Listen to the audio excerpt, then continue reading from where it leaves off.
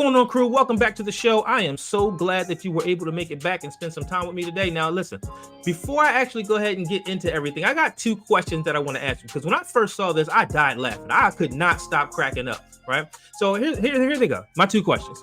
Should political figures like AOC be held accountable for their stance on international conflict?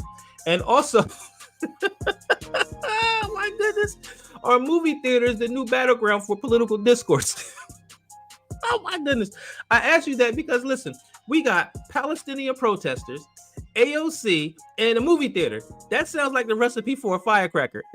Now, before I actually get into the video and then article, I just need to say this, folks, or crew, you already know what to do. But if this is your first time here, I'm just going to ask if you could be ever so kind as to drop a token in the tip cup by hitting that like button, because your support fuels the journey. And as you guys know, I am grateful for every supporter that I have. Now, let's go ahead and get into the show. All right, have you guys seen this? AOC launches into a wild rant at anti-Israel protesters and calls them effed up after they confront her at an NYC movie theater and demand she calls Gaza military campaign genocide.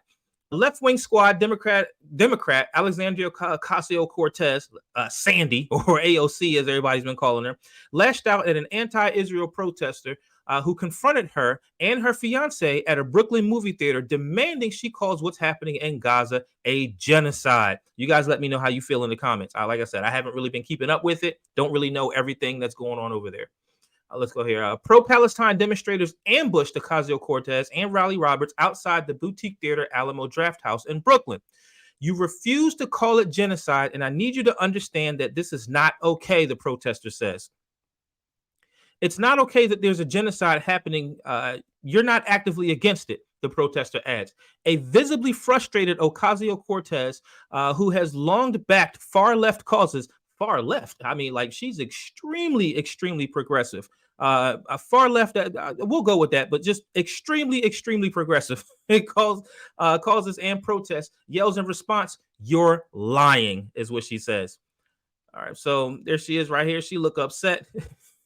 Angry Ocasio-Cortez ran it back at the protester as they accosted her. I got footage of the whole event. Let's go ahead and roll it. You refuse to call it a genocide. I need you to understand. It's not okay that there's a genocide happening. You're not actively against it. You're lying. I'm lying. You're not. You went on TV and avoided talking about it. For what? Because now you can't say it's a genocide or what you're deciding to political race. You can't call it a genocide. How do you say we're not lying. We're not lying. You've been saying in interviews. It's insane. You haven't been calling it a genocide. Don't tell me I'm lying. Then just say it's a genocide. Just say it. Over 30,000 people are dead, AOC. You can't just say it for once. Just say the word. That's it. That's all we want you to say. Or you're not angry about people confronting you publicly. You can't call it genocide. Over 30,000 people have died. Stop. Okay? Stop. We're not doing anything. We're just talking to an elected public official. That's all we're doing. That's it. Cut it, and you're going to cut this, and you're going to clip this so that it's completely out of context. I already said that it was, and y'all are just going to pretend that it wasn't over and over again. It's fucked up, man. And you're not helping these people, and you're not helping them. You refuse to. You're not helping them. All right, crew, we just got finished watching that, and I'm going to hold my comments to the end of this entire show. Right now, I'm just going to go ahead and get into digital streets so we can go ahead and see what the people are thinking about, this conflict between these Palestinian protesters and AOC. To the streets. Okay, crew, first commenter says, if you see anybody from that cabinet in a restaurant, in a department store, at a gasoline station, you get out and you create a crowd and you push back on them and you tell them that they're not welcome anymore, anywhere.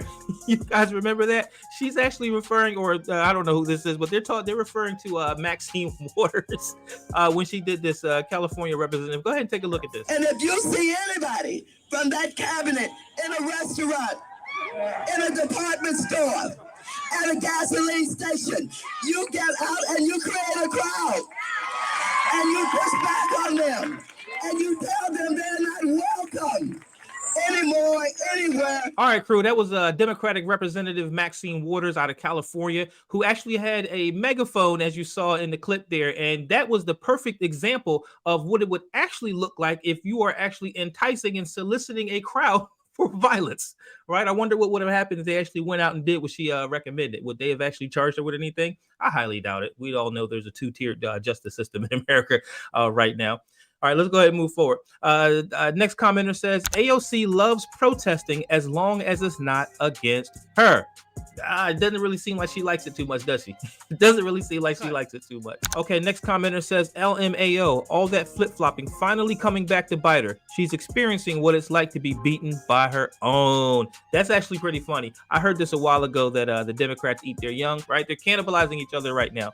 And I'm here for it. Let them go. The whole party right now is fractured. So the more division that they have inside of their own party, the more that weakens Joe Biden's chances of actually winning a second term as president, which nobody here wants anyway. And if you're listening to me, you're probably a conservative. I probably have some liberals watching the channel too. But listen, myself and most of the audience, the people who watch this show, do not want Joe Biden back in office, right? Say what you want about Trump. In my opinion, he's the best president that we've had in my voting lifetime. All right, look at this. This next commenter has a profile picture of Hunter.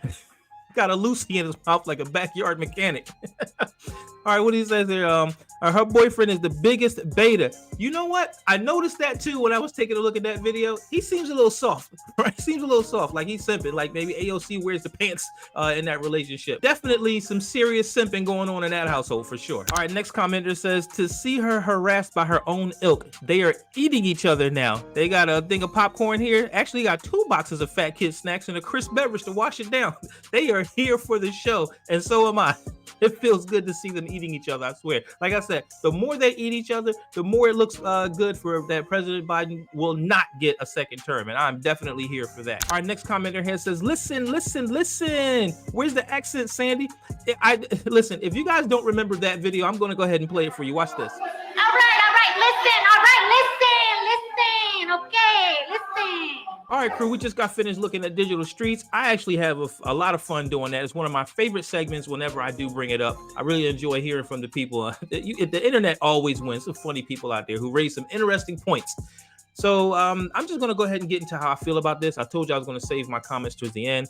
AOC has been a confrontational congressman for a very long time. She's been a fan of protests. I mean, if we're keeping it real, she's been the conductor of the protest train quite a few times, right? But this time the tracks have switched and the protest train is coming straight at her. The hypocrisy is absolutely amazing this time around. So you might be sitting there thinking to yourself, like, why not just call it what they wanted? I mean, she already has this lining of thought anyway, right? I mean, she's already a progressive. This is what they want, so just call it that. But here's the rub. If everything we don't like is labeled genocide, then what word do we use for the real genocides when that happens? I mean, if my wife eats my leftover pizza, that's a tragedy, a travesty, a betrayal of familial trust. But genocide? Come on, man. That actually seems like a little bit of a stretch, doesn't it? I mean, humor me for a second. Imagine every disagreement being escalated to the ultimate crime against humanity. You forgot to take out the trash? Genocide. You spilled your coffee? Genocide. Your favorite team lost? You guessed it. Genocide. Now, here's my opinion about everything that's happening with Gaza and Israel right now. 1, Israel has a right to defend themselves. 2, we shouldn't be involved. That's just my opinion. I don't know all of the history or anything like that that's going on over there because I don't live there. But my concern is what's happening here in the United States and things that directly affect the United States. So that's where my concern actually lies. That being said, I'm not here to tell you what to think about these issues. Again, I don't know all of the history. I mean, what do I look like? Your high school history teacher? All I'm saying is that maybe we should save some words for things that truly deserve them, like love, freedom, or half off sales. If we start calling every act that we deem an injustice genocide, do we actually dilute the very meaning of the word that's supposed to represent humanity's darkest hour? Let me know in the comments what you think and let's keep the conversation going. Folks, if you enjoyed this content and you want to see more like it, make sure you hit that like button and please consider subscribing to the channel. I humbly thank you in advance for checking out my other videos. So until the next one, I'll catch you in the comments. I'm gone.